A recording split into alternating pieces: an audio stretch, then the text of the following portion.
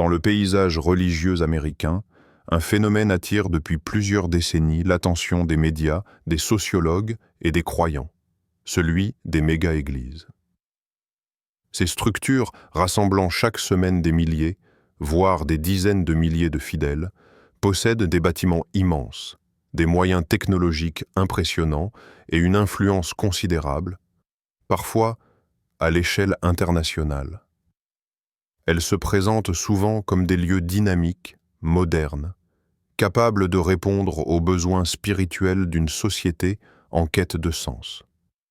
Pourtant, derrière les lumières de la scène, les prédications séduisantes et la musique entraînante, certaines de ces communautés dissimulent des enseignements et des pratiques profondément contraires à l'évangile biblique. Le but de cette vidéo n'est pas de critiquer la taille d'une église ou l'enthousiasme de ses membres, mais d'examiner avec lucidité et discernement certaines dérives spirituelles qui, malheureusement, peuvent s'installer là où la notoriété et les ressources deviennent plus importantes que la fidélité à la parole de Dieu. Les chrétiens, quelle que soit leur dénomination, sont appelés à éprouver les esprits, 1 Jean 4, 1, et à mesurer chaque enseignement à l'aune des Écritures. Ignorer cette responsabilité ouvre la porte aux influences trompeuses, voire démoniaques, qui peuvent séduire même les plus sincères. Dans les prochaines minutes, nous allons parcourir ensemble 5 exemples de méga-églises américaines dont l'influence, au lieu de rapprocher de Christ, conduit vers des compromis dangereux avec le monde spirituel ennemi. Il ne s'agit pas de juger les cœurs, mais d'analyser des faits, des doctrines et des comportements à la lumière de la Bible. Cet exercice est inconfortable, car il touche parfois des communautés populaires et charismatiques, mais il est nécessaire pour protéger notre marche avec le Seigneur. Nous examinerons comment certains leaders, portés par le succès, ont glissé vers des interprétations biaisées, des promesses de prospérité sans repentance, ou même des manifestations spirituelles dont l'origine est douteuse. Nous verrons aussi que ces dérives ne sont pas nouvelles. Dès les débuts de l'Église, les apôtres mettaient en garde contre les faux prophètes et les loups déguisés en brebis.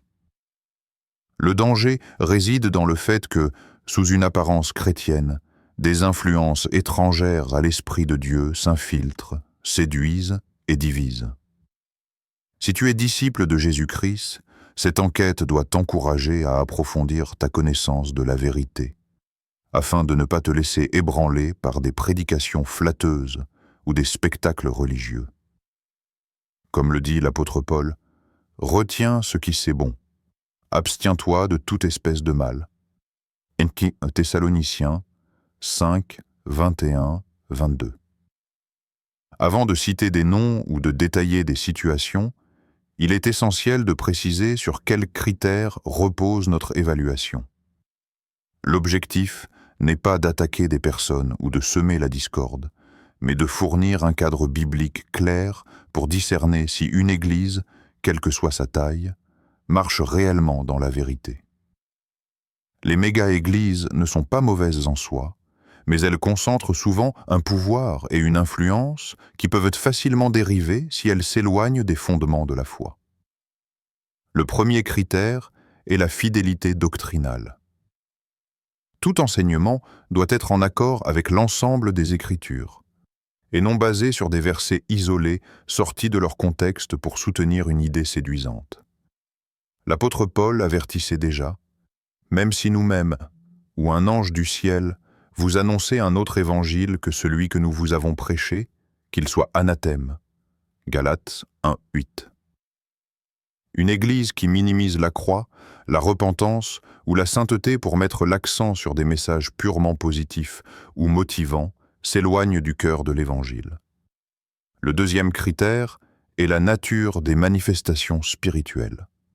Dans certaines communautés, on observe des phénomènes spectaculaires présentés comme des œuvres du Saint-Esprit, mais qui, à l'examen, ressemblent davantage à des expériences émotionnelles ou à des imitations charnelles, voire occultes. Les Écritures nous rappellent que Satan lui-même se déguise en ange de lumière. d'un Corinthiens, Copte 11, 14. Toute manifestation doit donc être soumise au test de la parole et de l'esprit. Le troisième critère concerne l'intégrité du leadership. Une méga-église peut accumuler d'énormes ressources financières et médiatiques. La tentation de la gloire personnelle, de l'enrichissement abusif ou de la manipulation est alors forte. Un pasteur biblique doit être un serviteur humble, non un dirigeant autoritaire ou une célébrité cherchant à asseoir son empire. Jésus a enseigné « Le plus grand parmi vous sera votre serviteur » Matthieu 23, 11. Le quatrième critère touche à la transparence et l'usage des ressources. L'opacité financière, les dépenses somptuaires injustifiées ou l'accumulation de biens personnels par les leaders au détriment des besoins réels de l'Église sont des signaux d'alerte. Les actes des apôtres montrent un modèle de partage et de gestion responsable, centré sur le bien commun et la mission, non sur le luxe. Enfin, un cinquième critère souvent négligé est l'impact spirituel réel sur les fidèles. Une Église peut attirer les foules, produire des événements grandioses et générer de l'enthousiasme, sans pour autant former des disciples solides. La croissance numérique ne garantit pas la croissance spirituelle. Le fruit véritable se mesure à la transformation des vies, à l'obéissance à Christ et à l'amour authentique pour Dieu et pour les autres. Ces 5 critères, fidélité doctrinale, discernement spirituel, intégrité du leadership, transparence financière et fruits authentiques, nous serviront de filtre pour analyser les cas qui suivent.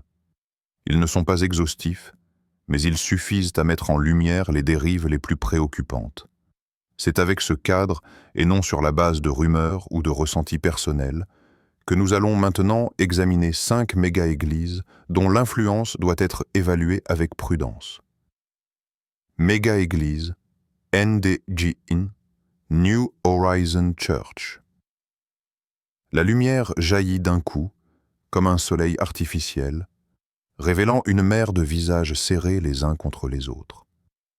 Les écrans géants, suspendus comme des idoles modernes, diffusent des images d'ailes d'anges, de soleil levant, de visages épanouis. L'air est saturé d'un parfum floral et sucré, presque trop parfait pour être vrai. Les premières notes de musique résonnent, profondes et enveloppantes, et la salle entière se lève comme un seul corps. Ici, on n'attend pas que le ciel descende, on l'invite à coups de décibels et d'effets visuels. Le pasteur principal entre sur scène comme une star. Costume taillé, micro discret accroché à l'oreille, sourire calibré. Il ne marche pas. Il glisse, porté par l'ovation. Ses premiers mots sont des phrases choc. Votre vie est sur le point de changer. Le meilleur est à venir. Le public applaudit, crie, certains sautent. Les caméras captent chaque visage, chaque larme, chaque poing levé. Derrière cet écran de ferveur, une question silencieuse flotte. Est-ce bien le message de la croix qui résonne, ou une mélodie plus humaine? Les prédications sont construites comme des spectacles. Courtes phrases percutantes, images inspirantes, récits personnels soigneusement choisis. La Bible apparaît parfois, mais souvent comme une simple citation glissée entre 2 slogans. Les thèmes récurrents. Atteindre ses rêves, croire en soi, penser positivement, se libérer des énergies négatives. Le vocabulaire de la repentance, de la sanctification, du renoncement est rare, presque absent. Les passages bibliques parlant de souffrance ou d'épreuve sont éludés ou réinterprétés en promesses de succès immédiat. Lors des moments de prière, la salle devient un théâtre d'émotions. Les projecteurs tamisent en la lumière, une musique douce s'installe, les caméras zooment sur les mains jointes, les yeux fermés, les visages humides de larmes. On parle de connexion avec Dieu, mais la profondeur biblique de cette relation semble remplacée par une expérience sensorielle intense. L'Esprit Saint est présenté moins comme celui qui sanctifie, que comme celui qui réalise nos désirs. En coulisses, l'organisation est une machine bien huilée. Les bénévoles, vêtus de polos marqués du logo de l'Église, dirigent la foule, vendent des livres et des CD à des stands alignés comme dans un festival. Le merchandising est omniprésent. T-shirts, mugs, bracelets avec des slogans inspirants. Chaque objet est un rappel visuel de la marque New Horizon, plus qu'un témoignage de foi. Les finances, elles, coulent à flot. Les offrandes sont encouragées avec insistance. Écran indiquant des QR codes pour les paiements en ligne. Promesse de bénédiction financière en retour. Le pasteur n'hésite pas à raconter comment il a semé de grosses sommes dans le passé et reçu en retour des miracles matériels. Son mode de vie le reflète. Villa de plusieurs millions, voyage en jet privé, garde rapprochée lors de ses déplacements. Pour lui, ces privilèges ne sont pas des excès, mais des preuves tangibles que Dieu honore ceux qui le servent avec foi. Pourtant, certains anciens membres racontent une autre histoire. Ils évoquent des années de service bénévole intense, de dons réguliers, de participation assidue, suivis d'un sentiment de vide spirituel. Plusieurs disent que n'avoir jamais entendu d'enseignement clair sur le péché, le jugement ou le salut. D'autres parlent de pression subtile. Si vos finances ne vont pas bien, c'est que votre foi est insuffisante. Si vos prières ne sont pas exaucées, c'est que vous n'êtes pas assez engagé. La New Horizon Church attire, fascine, impressionne. Elle enveloppe ses fidèles d'une atmosphère chaleureuse, d'une esthétique parfaite, d'une énergie galvanisante. Mais dans cet éclat constant, certains cherchent encore la lumière plus ancienne, celle qui ne vient pas des projecteurs mais du trône de Dieu, méga-église, and Degedo, River of Fire Ministries. La nuit tombe sur la ville, mais autour de l'énorme bâtiment en forme d'arche, les parkings brillent comme un champ d'étoiles. Des voitures affluent de partout, leurs phares traçant des lignes blanches dans l'obscurité. À l'entrée, des volets de marche mènent à des portes vitrées d'où s'échappent des éclats de voix et un rythme de batterie qui fait vibrer le sol. Les fidèles montent les marches avec une hâte presque fébrile, comme s'ils entraient dans un lieu où le ciel allait se déchirer. À l'intérieur, la lumière est rouge et or, pulsant au rythme d'une musique qui monte en intensité. Les choristes, alignés en demi-cercle, balancent leur corps comme des flammes vivantes. Le pasteur principal surgit du côté de la scène, courant presque, agitant les bras comme un chef d'orchestre. Sa voix est grave, saturée de conviction. Ce soir, le feu de Dieu descendra sur vous. La foule rugit, certains sautent sur place, d'autres lèvent les mains comme pour attraper une étincelle invisible. Tout ici repose sur l'intensité.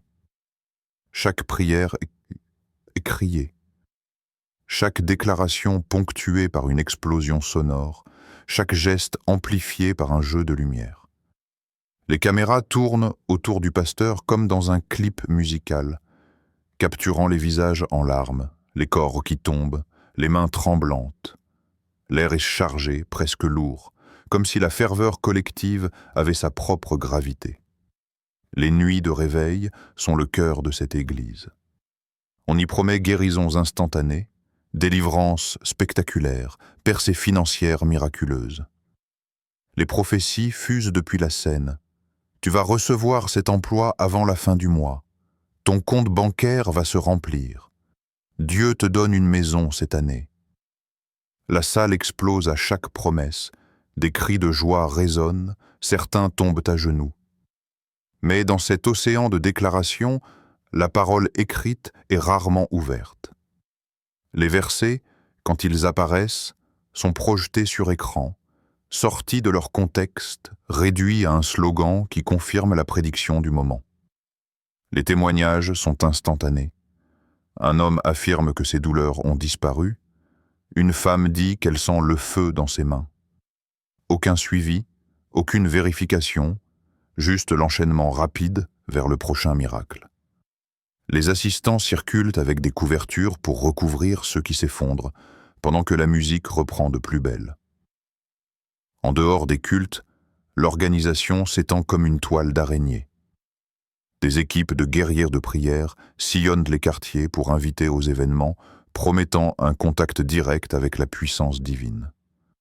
Les réseaux sociaux regorgent de vidéos virales montrant des moments de transe, de danse extatique, de proclamations éclatantes. La marque Rivers of Fire est partout. Bannières, t-shirts, casquettes, autocollants pour voitures. Les dons sont présentés comme une clef spirituelle indispensable.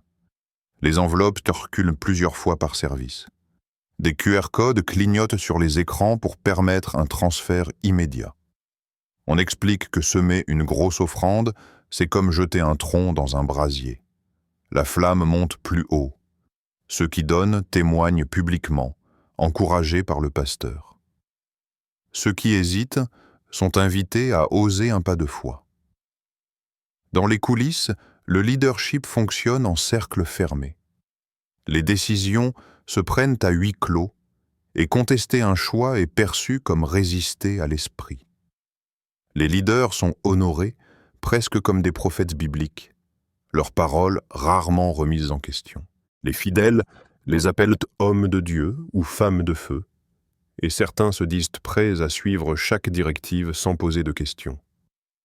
À la sortie, le bruit s'atténue, mais dans les yeux de beaucoup, une étincelle reste. Une étincelle qui attire, qui fascine, mais dont la source n'est pas toujours clairement identifiée. Méga-église Ondeg 3, Grace and Glory Center. Le soleil se lève sur la côte ouest, inondant de lumière un bâtiment monumental aux façades de verre qui reflète le ciel comme un miroir liquide. Des palmiers bordent l'entrée, alignés avec une précision presque militaire. Une large allée mène à des portes dorées, et déjà, des centaines de personnes attendent, discutant avec enthousiasme.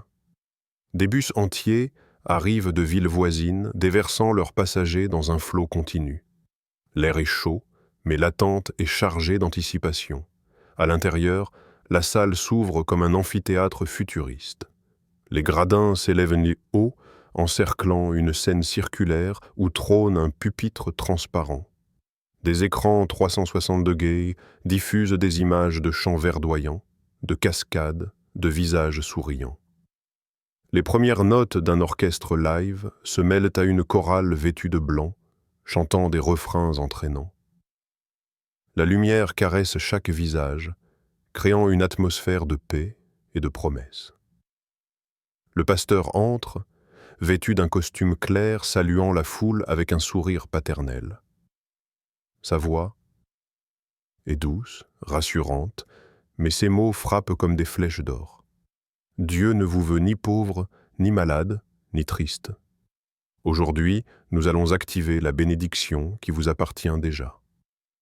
Les applaudissements éclatent, certains se lèvent, d'autres murmurent des « Amen » fervents. Chaque message est un mélange savant d'histoires personnelles, de statistiques inspirantes et de versets soigneusement sélectionnés. Les mots « prospérité »,« abondance »,« favori de Dieu » reviennent comme un refrain hypnotique. Les passages sur la croix, la repentance ou l'épreuve sont absents. Les fidèles sont invités à visualiser leur futur parfait. Maison, emploi, santé, voyage. Sur les écrans, des images de réussite matérielle s'enchaînent. Clés de voitures tendues, diplômes brandis, familles souriantes devant des villas. Le moment des offrandes est présenté comme un acte d'alignement spirituel. Le pasteur raconte comment, dans sa jeunesse, il a semé une somme énorme et vu sa vie transformée en quelques mois. Il explique que donner, c'est déverrouiller la faveur céleste, et que plus on donne, plus la récolte est grande. Les paniers circulent pendant qu'une chanson douce promet que la pluie de bénédiction arrive. Les écrans affichent en direct les montants des dons par virement. chaque chiffre déclenchant des exclamations dans la salle. Les témoignages prennent le relais. Un homme raconte avoir reçu un chèque inattendu. Une femme affirme avoir vendu sa maison au triple du prix. Les récits s'enchaînent rapidement, ponctués par les applaudissements et les cris de joie. Chaque témoignage est présenté comme la preuve que le système fonctionne, que Dieu répond de manière visible et mesurable. Hors scène, le Grace and Glory Center est une entreprise à part entière. Un centre de formation enseigne comment débloquer sa destinée et marcher dans l'excellence financière. La librairie interne vend des livres, DVD, parfums et même des bougies ointes censées porter. La bénédiction. Les réseaux sociaux regorgent de photos luxueuses. Voyage du pasteur en avion privé, dîner dans des lieux exclusifs, événements caritatifs magnifiquement mis en scène. Les coulisses sont parfaitement organisées.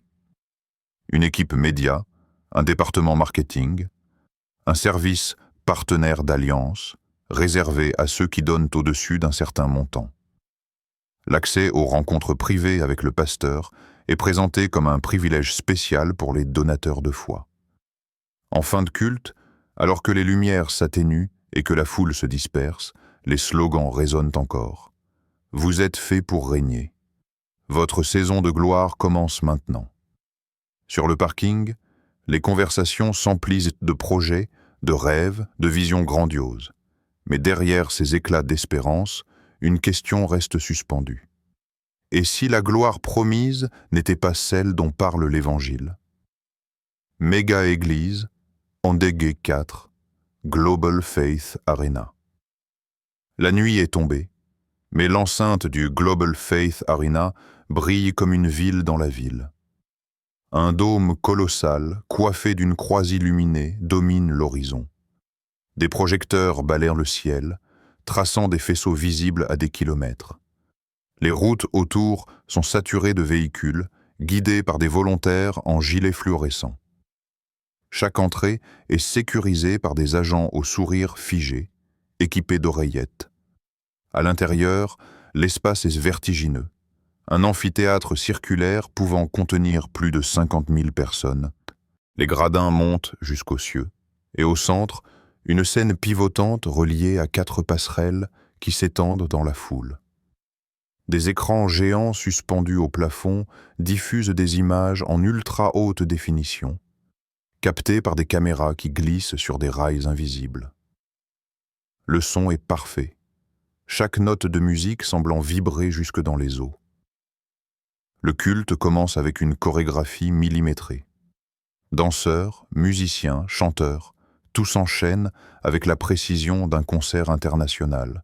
Puis, dans un tonnerre d'applaudissements, le leader principal apparaît, vêtu d'un manteau long et sombre, micro à la main. Sa voix résonne dans chaque recoin. Ce soir, votre foi va changer votre monde. Les cris de la foule montent comme une marée. Le message est une performance. Entre chaque phrase, des images spectaculaires apparaissent. Flammes, éclairs, vagues qui se brisent. Les versets sont courts, percutants, projetés en lettres énormes sur les écrans, souvent accompagnés d'effets visuels. La prédication se mêle à des démonstrations. Des personnes montent sur scène pour raconter leur miracle du mois. D'autres reçoivent une imposition des mains et tombent aussitôt, rattrapés par des assistants. La rhétorique est centrée sur la puissance. Puissance pour réussir, pour vaincre, pour dominer ses adversaires. L'amour et l'humilité apparaissent en filigrane, mais le fil conducteur reste la victoire personnelle. Les fidèles sont invités à parler à leurs montagnes et à ordonner à leurs problèmes de disparaître. Les cris collectifs deviennent un rugissement continu. Les moments d'offrande sont mis en scène comme des actes prophétiques. Des enveloppes spéciales sont distribuées, dorées et frappées du logo de l'Église. On explique que le sol est fertile ce soir et que toute semence donnée dans cette atmosphère portera un fruit exceptionnel. Les écrans diffusent en direct les visages des donateurs majeurs, applaudis par la foule.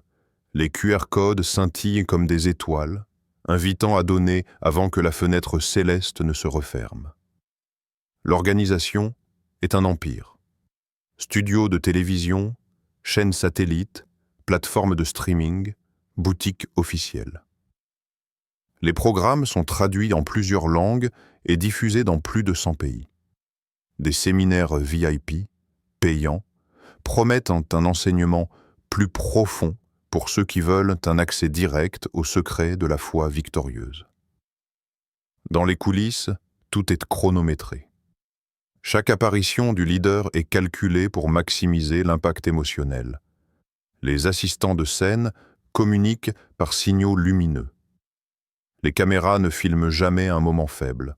Seuls les instants de ferveur, de larmes ou de célébration sont capturés. À la fin du service, le pasteur quitte la scène par un passage sécurisé, entouré de gardes et salué comme une célébrité. La foule continue de chanter alors même qu'il disparaît, comme si son absence ne pouvait éteindre l'énergie accumulée. Les lumières se tamisent lentement, mais les projecteurs extérieurs continuent de griffer le ciel, annonçant à toute la ville que quelque chose d'énorme s'est passé ici, méga-église, Deg Sainte, Kingdom Light Cathedral. À l'aube, la Kingdom Light Cathedral surgit du brouillard comme un palais sorti d'un rêve. Ses tours élancées perçant le ciel, chacune coiffée d'un dôme de verre qui capture les premiers rayons du soleil et les diffracte en milliers d'éclats. L'allée centrale est bordée de statues d'anges en marbre blanc, leurs ailes déployées comme pour accueillir les fidèles. Une fontaine monumentale trône devant l'entrée, ses jets d'eau formant des arcs parfaits, illuminés par un halo doré. À l'intérieur, l'air sent l'encens et le parfum floral. Le hall principal, vaste comme une gare, est décoré de tapis épais et de lustres de cristal. Les murs portent des fresques bibliques, mais chaque scène a été réinterprétée avec un luxe presque théâtral. Moïse brandissant des tables d'or, David en armure sertie de pierres précieuses, Jésus prêchant devant des foules vêtues comme pour un banquet royal. La salle de culte est une cathédrale ultramoderne. Les vitraux géants projettent des couleurs mouvantes sur des rangées de fauteuils en velours rouge. Une estrade en forme de trône domine l'espace, flanquée de colonnes torsadées et de bannières aux armoiries de l'église. L'orgue, massif, alterne avec un orchestre symphonique et les chœurs montent en puissance jusqu'à envelopper toute la salle. Lorsque le pasteur principal fait son entrée, c'est comme une procession royale. Il avance lentement, précédé de porteurs de bannières et suivi par des assistants tenant des coffrets scellés. Sa tenue est un mélange de toge sacerdotale et de costumes de haute couture. Sa voix est grave, presque hypnotique. Aujourd'hui, le roi des rois établit sa lumière sur vous. Les fidèles, debout, lèvent les mains comme une mer ondulante. Le message est saturé d'images de royauté et d'héritage spirituel.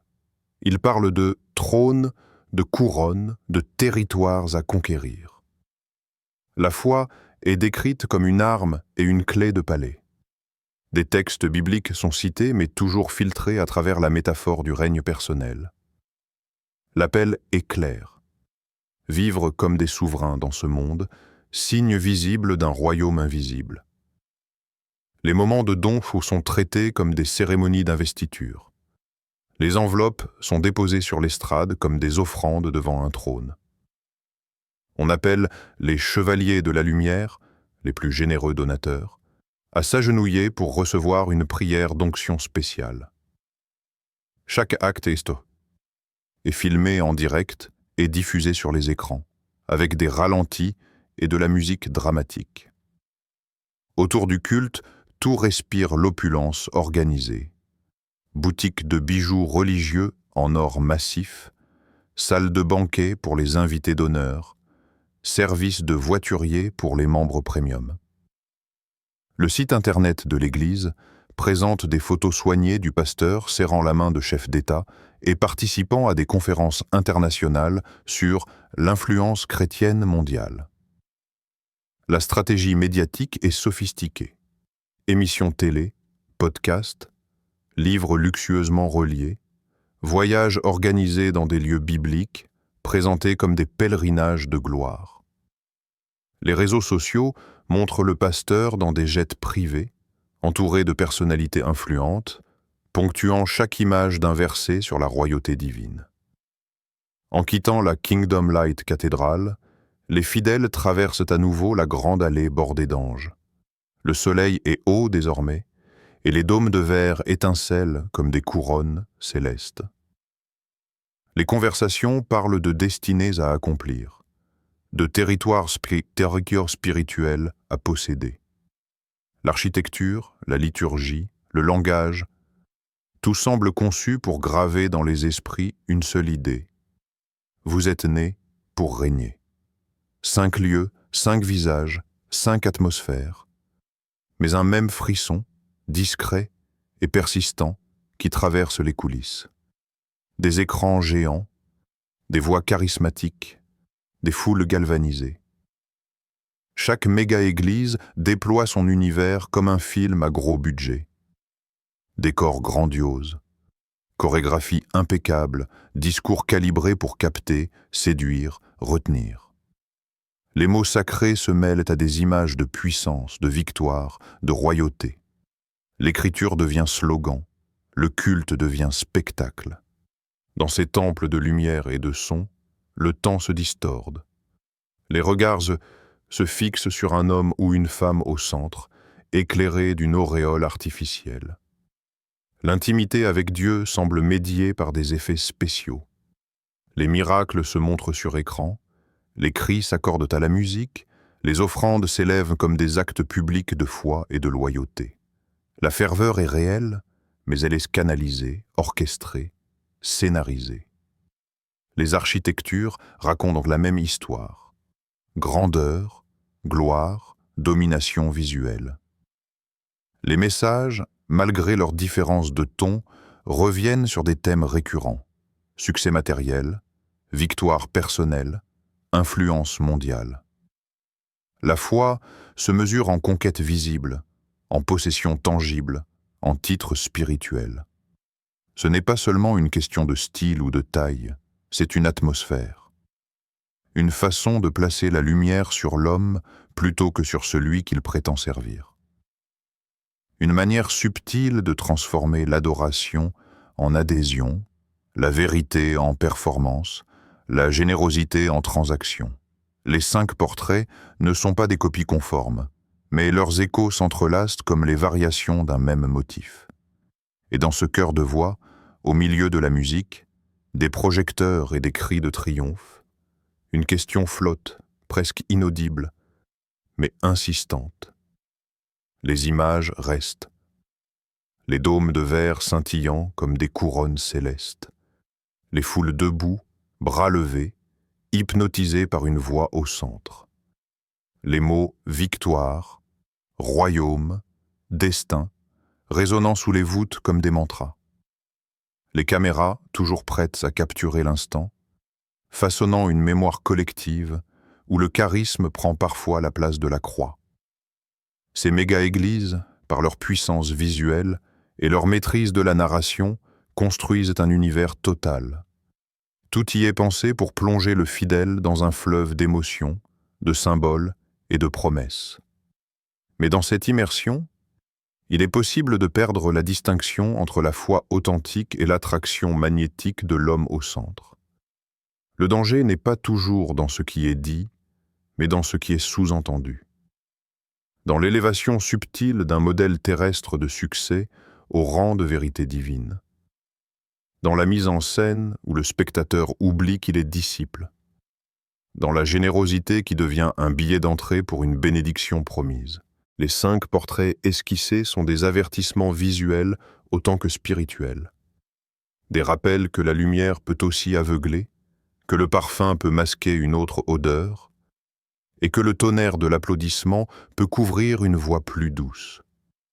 Car au milieu des effets, des sons et des lumières, il reste toujours un autre chemin, plus discret, plus étroit, moins spectaculaire. Celui qui n'a pas besoin de scène pour être vrai.